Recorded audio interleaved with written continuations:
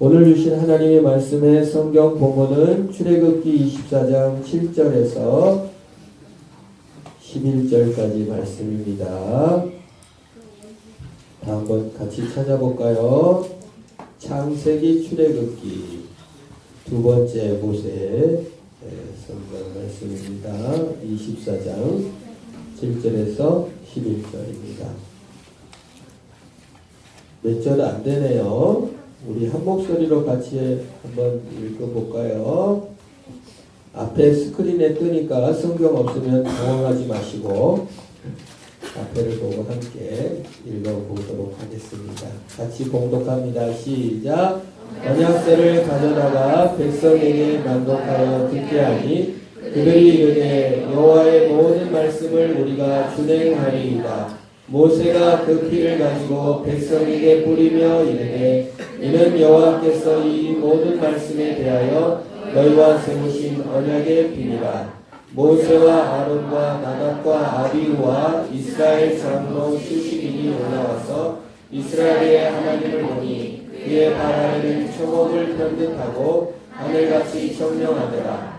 하나님이 이스라엘 자손들의 존귀한 자들에게 손을 대지 아니하셨고 그들은 하나님을 뵙고 먹고 마셨더라. 아멘. 우리 주현우 전도사님 나오셔갖고 우리 출애굽 이스라엘 그리고 교회 우리 성경학교 주제를 통하여 말씀을 전해주시겠습니다. 어디 딴 데 가셨나요? 오, 네. 아이고 모세가 어디 있을까? 우리를 잘 데려다 줘야 될 모세가 어디 있을까? 아이고. 안녕하시오 말라기. 아이고 모세 어디 갔다 이렇게 늦었어요. 이 돌판을 가져다가 오느라고 산에서 내려오느라고 조금 늦었습니다. 아이고 그거 좀 빨리 먹겠네. 뭐라고 그러셨죠? 아무 말도 안 했어요. 예, 이 하나님께서 우리에게 십계명이라는 이 돌판을 주셨습니다. 그리고 저를 신뢰하는 것이 아니라 하나님을 신뢰하고 하나님의 인도하심을 바라라고 이 돌판을 통해서 말씀하셨습니다. 혹시 거기에 규칙이 적혀 있어? 10가지 규칙으로 우리에게 말씀하셨습니다. 너무 많네 말이야. 규칙은 어려운 게 아닙니다. 우리 이제 한번 하나님께서 우리가 어떻게 인도하시는지 한번 같이 봅시다. 자, 이쪽으로. 자, 우리의 삶은 여러 가지 덫들이 놓여 있습니다.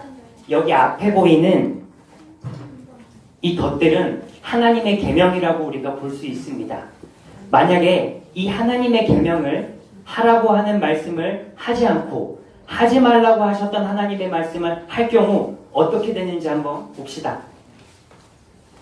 아이고 깜짝이야.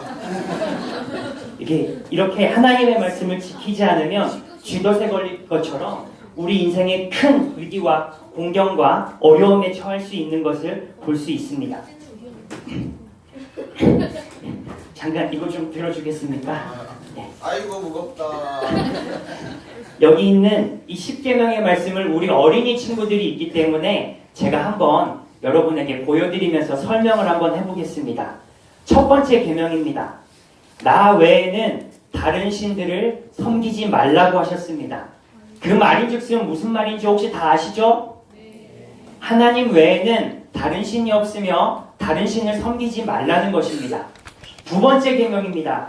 두 번째 계명은 너 자신을 위해서 우상들을 만들지 말라고 말씀하셨습니다. 이 말은 우리의 삶 속에 언제나 하나님께서 첫 번째 순위, 우선순위에 오셔야 된다는 것을 하시는 말씀입니다. 혹시 세 번째 하나님의 말씀 계명을 알고 계세요? 우리 어린이 친구들 알고 있는 친구? 간음하지 말라는 아니고 제가 말씀드릴게요. 세 번째 말씀입니다. 하나님의 이름을 망령되이 부르지 말라는 것입니다. 이 말은 하나님의 이름을 존경하고 하나님을 높이 올려드리라는 말입니다. 네 번째 계명입니다. 네 번째 계명은 오늘날과 같은 안식일, 주일을 거룩하게 지키라는 말입니다.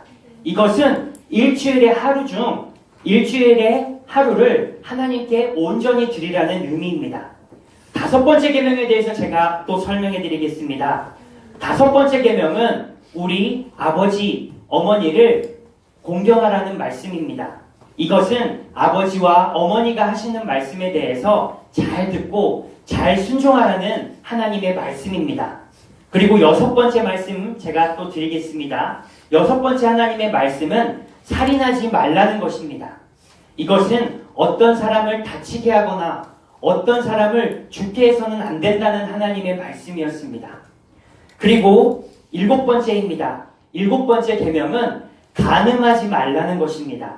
이 말의 뜻은 남편과 아내가 있으면 서로에게 진실하게 대하라는 말입니다. 다른 사람을 사랑하지 말고 그 남편과 아내는 서로만을 사랑하라는 하나님의 말씀이었습니다. 그리고 8번째 계명은 여러분도 잘 아는 계명일 것 같습니다. 도둑질하지 말라라는 계명입니다. 이것은 내 것이 아닌 다른 사람의 물건을 훔치거나 빼앗아가지 말라는 하나님의 계명인 것입니다. 그리고 9번째 계명은 이웃들에게 거짓말을 하지 말라는 것입니다. 이것은 항상 말을 할 때 있어서 거짓을 말하지 않고 진실만을 말하기만을 요청하는 하나님의 말씀입니다. 그리고 마지막 몇 가지 계명이죠? 예, 10번째 계명입니다. 10번째 계명은 우리가 가진 것에 만족하고 다른 것에 대해서 더욱더 탐욕을 부리지 말라는 말씀입니다. 만약에 이 하나님께서 말씀하셨던 10가지 계명에 대해서 우리가 순종하지 않는다면 어떻게 됐는지 잘 보셨었죠? 다시 한번 보여드릴게요. 만약에 하나님의 말씀에 순종하지 않게 된다면 우리 삶이 이렇게 큰 어려움에 처한다는 것을 우리는 다시 한번 배울 수 있을 것입니다. 어린이 여러분 다 알겠죠? 다 알겠죠? 네, 감사합니다. 잠깐 들어가 주시면 되겠습니다. 안녕하십니까. 추현우 전도사라고 합니다.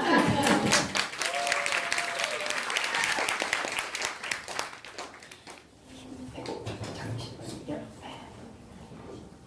예, 제가 어제, 지금 금요일 날에 처음 보성에 오고 나서 이 보성에 대해서 가졌던 인상이 크게 2가지가 있습니다. 첫 번째는 음식이 맛있다. 제가 첫 번째 날에는 보성관이라는 식당에 가서 밥을 먹었는데요. 생선구이와 이렇게 제육볶음 그리고 뭐 김치찌개 뭐 이런 것들을 먹었는데 이렇게 맛있는 음식 정말 오랜만에 먹어봤던 것 같습니다. 그리고 어제는 중화원이라는 중국집에 가서 이게 몇 명 친구들과 함께 가서 중국집에서 음식을 먹었는데 여기서 또 다른 것들을 느꼈습니다. 음식이 맛있을 뿐만 아니라 인심이 후하다는 것이었습니다. 저희 학생들이 배고플까봐 군만두를 시켰어요. 근데 군만두 시켜서 한 4개 정도 오려나 했는데 한 10개 가까이 오더라고요. 그래서 보성 인심이 이렇게 좋구나 라는 것을 이렇게 느꼈습니다. 여러분들은 이렇게 좋은 고장에 살고 계셔서 참 부럽습니다. 저도 전남 여수가 고향입니다. 그래서 여러분들이랑 조금 더 이게 정감 있게 이야기할 수 있을 것 같고 또 저를 좀 친근하게 생각해 주시면 오늘 이야기하는데 조금 더 잘 들으실 수 있을 것 같습니다. 이렇게 좋은 시골교회에 또 저희를 초대해 주시고 또 이렇게 불러주셔서 정말로 감사드립니다. 다시 한번 감사드립니다.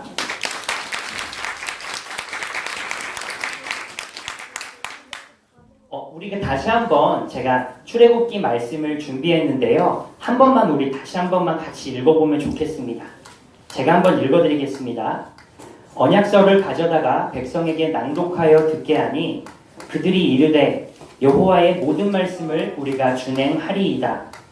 모세가 그 피를 가지고 백성에게 뿌리며 이르되 이는 여호와께서 이 모든 말씀에 대하여 너희와 세우신 언약의 피니라. 모세와 아론과 나답과 아비후와 이스라엘 장로 70인이 올라가서 이스라엘의 하나님을 보니 그의 발 아래에는 청옥을 편듯하고 하늘같이 청명하더라.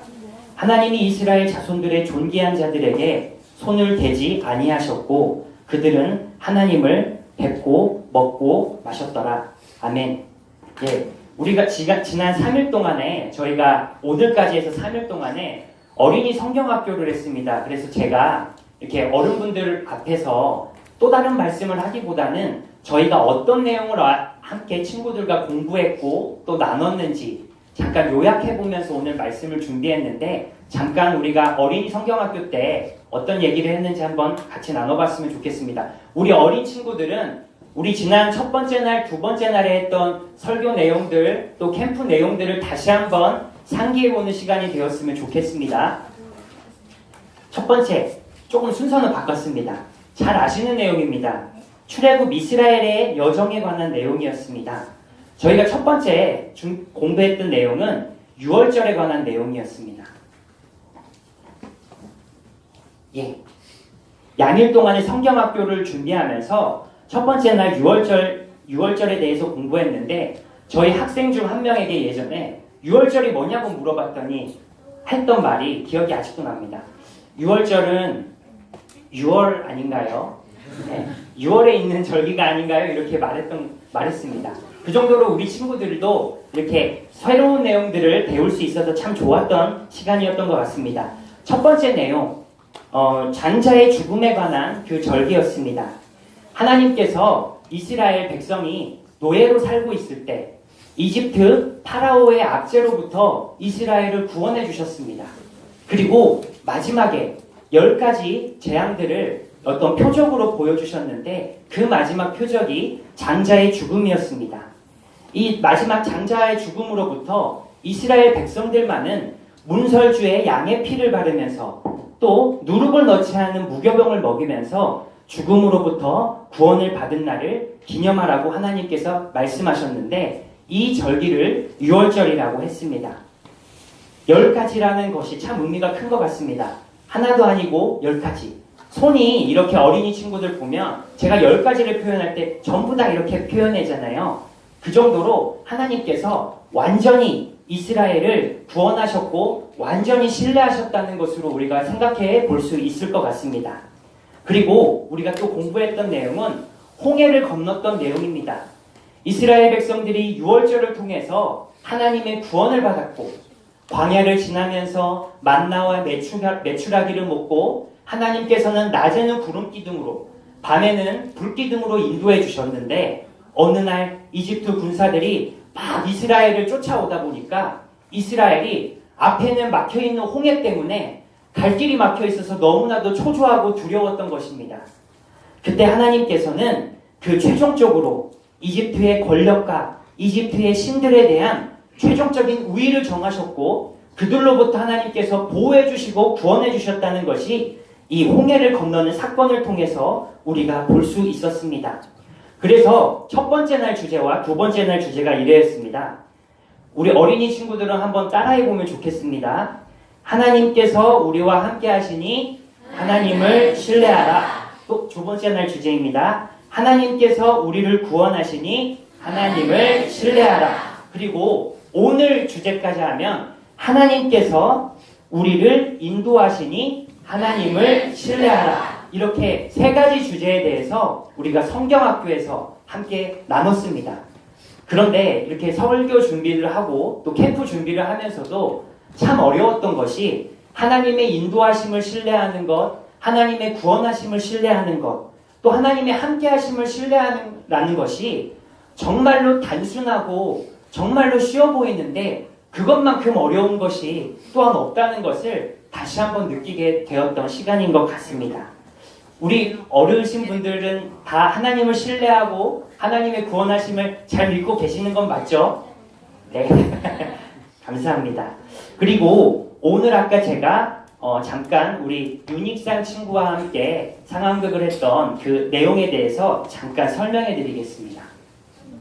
10가지 계명을 통해서 하나님의 말씀에 따라 순종하는 공동체가 된다는 것을 오늘 이 상황극을 통해서 말씀해 드리고 싶었습니다.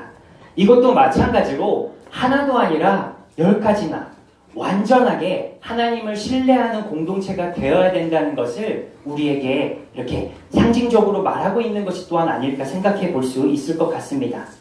우리 어린아이들이 있기 때문에 이 10계명의 내용에 대해서 하나하나씩 이야기를 해드리고 싶지만 그렇게 되면 우리 아이들이 다 졸 것 같아서 오늘은 그렇게는 하진 않겠습니다. 다만 제가 간단하게 말씀을 드리겠습니다.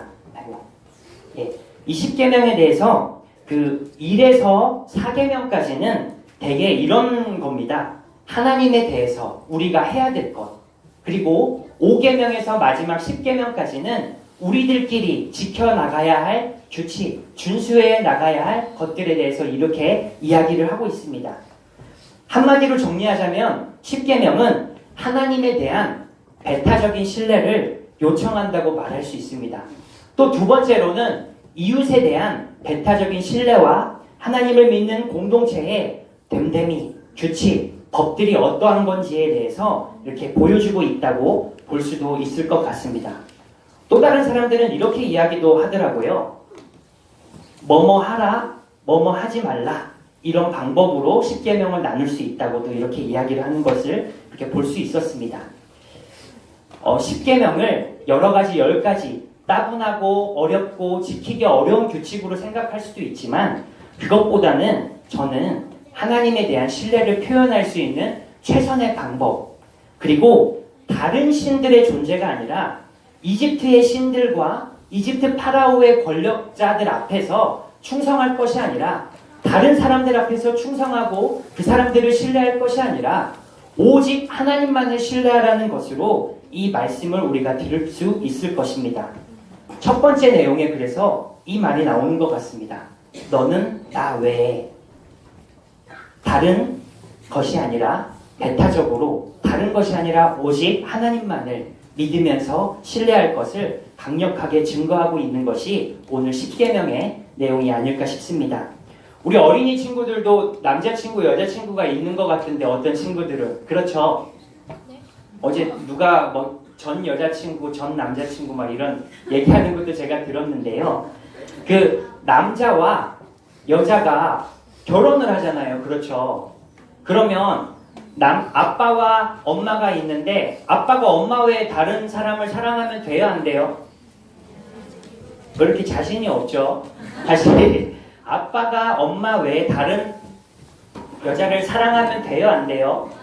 안 되죠. 마찬가지로 반대로 엄마가 아빠 외에 다른 아저씨를 사랑하면 돼요? 안 돼요? 안 되죠. 마찬가지로 이 10계명이라는 것도 그렇게 보면 될 것 같아요. 하나님이랑 우리 사이에 세워진 약간 충성, 신뢰할 만한 최고의 그런 표현이라고 볼 수 있습니다. 그런데 하나님도 그렇고 우리도 그렇고 우리가 하나님 외에 다른 사람을 사랑하면 돼요? 안 돼요? 안 되죠. 하나님도 마찬가지로 이 10계명을 통해서 우리 외에 다른 것을, 다른 존재를 사랑하지 않겠다고 하는 헌신과 서약의 그 약속이 10계명이라는 것입니다. 이렇게 해서 첫 번째 날, 두 번째 날, 세 번째 날까지 성경학교 내용을 제가 간단하게 요약해 드렸습니다. 이해 잘 되시는 거 맞죠? 네. 그래서 오늘 제가 이 3일 동안에 했던 이 내용들을 하나로 엮어보면 좋을 것 같아서 잠깐 표를 준비해 봤는데요. 함께 보시면 좋을 것 같습니다. 우리가 6월절에 대해서 홍해를 건너는 사건에 대해서 그리고 마지막으로 10계명에 대해서 이렇게 함께 보았는데요. 우리가 지금까지는 하나하나 사건을 봤지만 여러분에게 말씀하고 싶은 것은 출애굽기는 하나의 거대한 이야기와 같다는 것입니다. 하나의 거대한 드라마와 같기 때문에 제가 한번 숲을 통해서 한번 오늘 3일차까지 이야기를 한번 요약 정리 한번 해보도록 하겠습니다. 출애굽 이야기는 제 생각에는 어떤 이런 흐름이 있는 것 같습니다. 첫 번째, 6월절 이야기입니다. 하나님께서 이야기의 발단은 이렇게 시작됩니다. 이스라엘 백성들이 이집트에서 노예로 살았다. 그런데 그 지긋지긋한 노예 생활에서 갑자기 모세라는 인물을 통하여서 하나님이 뭔가 다른 일들을 계획하고 계신다는 것을 1장, 2장을 이렇게 통하여서 이야기를 하고 있습니다. 이 발단이 이집트의 노예 생활, 그리고 이야기의 전개가 6월절로 이어집니다. 와, 그 6월절 사건을 통하여서 하나님께서 이집트의 신과 파라오의 권력으로부터 이스라엘 사람들을 쟁탈해 가신다는 겁니다. 그리고 이야기는 계속해서 전진되어서 어떤 위기를 맞게 됩니다. 그렇게 하나님으로부터 우리가 쟁탈되었는데 여전히 옛 이집트 신들과 이집트의 권력들이 계속해서 쫓아온다는 것입니다. 그것으로부터 이집트의 신과 권력의 끈질긴 집착으로부터 하나님의 완전한 쟁탈하심을 보여주는 사건이 바로 홍해 건너기입니다. 앞에는 홍해요, 뒤에는 이집트의 군사들이 있는데 그로부터 하나님께서는 홍해 바다에 이집트의 군사들을 다 수장시키심으로써 그 하나님의 완전한 쟁탈을 보여주셨습니다. 그리고 이야기는 계속해서 이어집니다. 시내 광야로 가서 10계명을 받게 됩니다. 이스라엘을 쟁탈한 하나님과 이스라엘의 다짐이 있습니다.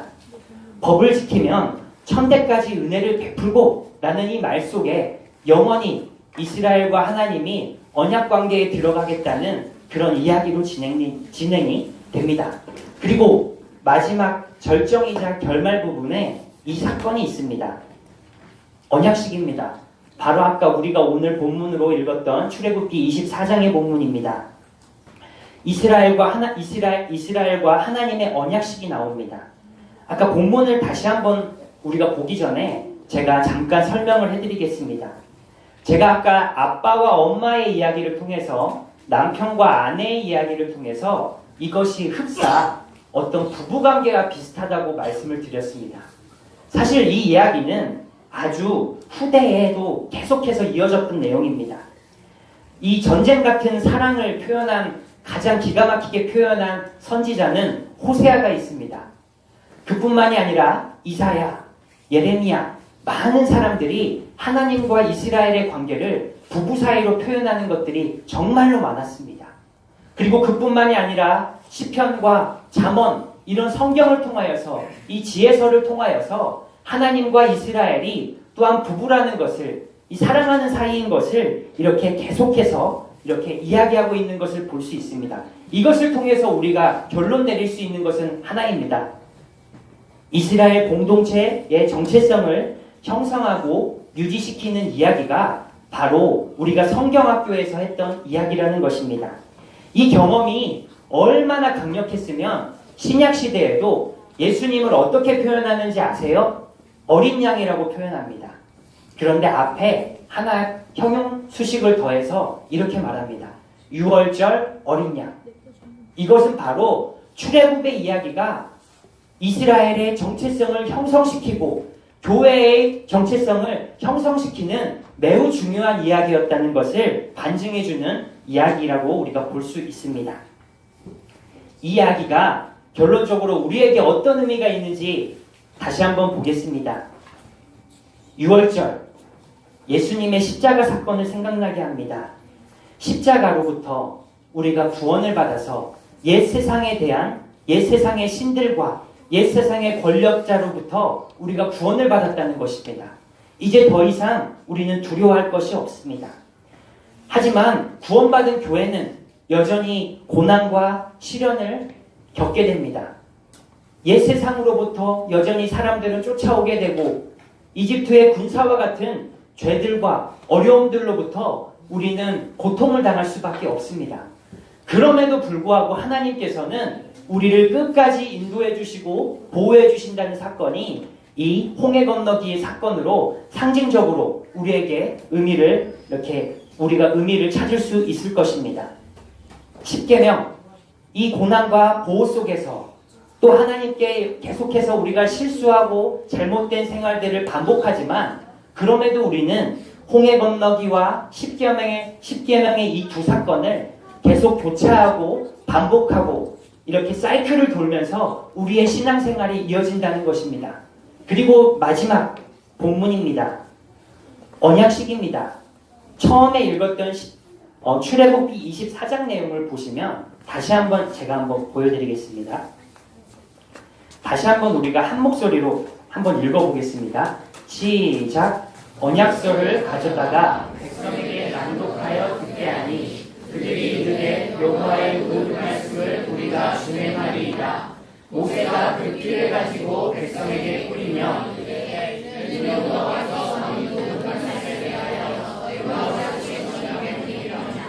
모세와 아론과 나답과 아비후와 이스라엘 장로 70인이 올라가서 이스라엘의 하나님을 보니 그의 발 아래에는 총독을 편듯하고 하늘같이 충성하다. 하나님이 이스라엘 자손들의 존귀한 자들에게 손을 대지 아니하셨고 그들은 하나님을 뵙고 먹고 마셨다. 결혼식에 참석해보면 이 사건과 똑같은 것들이 예식이 진행이 됩니다. 주례자 앞에서 어떻게 보면 모세라는 증인 앞에서 하나님과 이스라엘이 공동 서약을 하게 됩니다. 그래서 이 언약서를 가져다가 모세가 읽어줄 때에 이스라엘이 그 말씀에 내가 헌신하겠습니다. 내가 끝까지 하나님만을 사랑하겠습니다. 이런 결혼 서약과 같은 예식을 진행한다는 것입니다. 이 예식이 끝나고 나서 장로 70인이 와서 기뻐하면서 환영합니다. 축하합니다. 너무나도 환영합니다. 이 결혼식에 많은 초청받은 사람들이 와서 하객이 와서 축하해 주듯이 마찬가지로 하나님과 이스라엘의 결혼식에 많은 사람들이 와서 축하를 하고 피로연이 열립니다. 그래서 많은 사람들이 하나님을 뵙고 먹고 마셨더라라는 이 말씀 속에서는 하나님과 이스라엘이 영원한 언약관계, 영원한 부부관계, 사랑하는 연인관계로 들어갔다는 것을 보여준다는 것입니다. 이 말씀이 신약 성경에 되어서 우리에게 요한계시록 마지막 장에 보면 예수님께서 다시 오실 때 우리 신부된 교회는 그 등불을 잘 지키고 준비를 잘 하다가 신랑을 맞아야 된다는 것이 이 말씀 속에 있다는 것입니다. 그것이 영원한 성혼 선포이고 성혼식이 이루어진다는 것을 우리에게 보여주고 있습니다. 구원받은 교회로 보성 화평교회도 고난과 보호하심, 충성의 차원을 오가면서 분투하고 있을 것입니다. 제가 여러분들의 삶을 잘 알지는 못하지만 여러 가지 하나님의 인도하심을 받다가도 때로는 실수하고 넘어지고 좌절하기까지 하는 경우도 있을 것입니다. 하지만 또다시 하나님의 인도하심과 보호하심 속에서 다시 한번 신앙의 새 힘을 얻고 다시 한번 일어서는 그런 일들이 있을 것입니다. 우리 새누리교회뿐만 아니라 우리 보성 화평교회 그리고 서울에 있는 화평교회 우리가 모든 형제교회로서 우리 주님 오실 때까지 예수님 다시 오실 때까지 우리가 잘 준비가 되어서 좋은 신부가 되어서 우리가 신랑 되시는 예수님을 잘 맞이하기를 소원합니다. 그리고 그렇게 부탁드리겠습니다. 제가 잠깐 기도하겠습니다.